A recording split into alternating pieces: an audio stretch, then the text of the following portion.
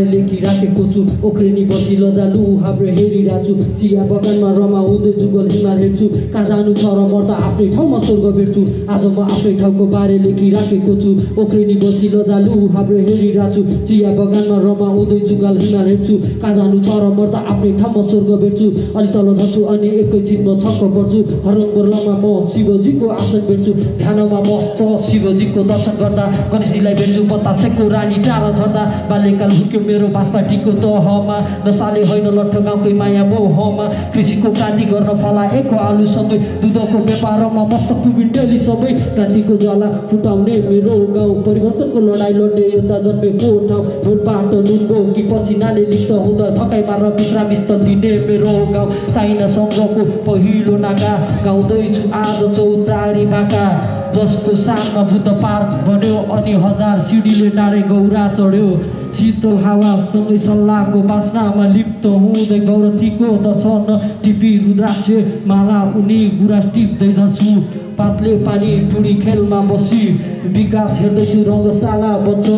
भनी कुर्दैछु बदम केलाउँदैछु थोला छोडाउँदै बस्दैछु साममा मेरो चौतारा भन्दै यो चौतारा भन्दै छाँगाको त्यो चिसो पानी सम्झिँदा आँतै भिज्ने काम एक्कासी झस्के अनि सोचे मनले इर्खुजाम अनि काफल घाम यो भुछाँगाको त्यो चिसो पानी सम्झिँदा आँतै भिज्ने काम एक्कासी झस्के अनि सोचे मनले इर्खुजाम अनि काफल घाम गुराँस टिपी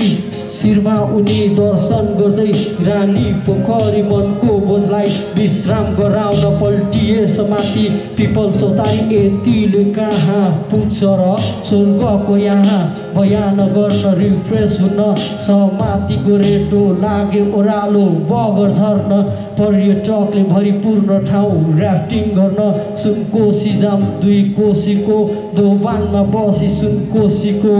माछा खाऊ यो माझी समुदायको कोसी पूजा शेर्पिनीको त्यो नाच डम्फुको तालमा सन्धिले भन्दैछन् भाँच कम्बर भाँच यो याद आयो मलाई एक्कासी त्यो साँगा चोक गढीको तिब्बतसँगको लडाइँ जितेको इतिहास पढेको नतेक्न देऊ त्यो तिब्बतलाई नझुक्न दियो यो शिर जो गाउँदै हरेक तुफानलाई अडिन्छ डाँडे गौराको भिड यो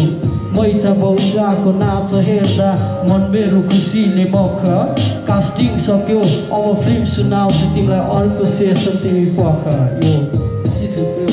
फिल्म सुनाउँछु तिमीलाई अर्को सेसन तिमी पख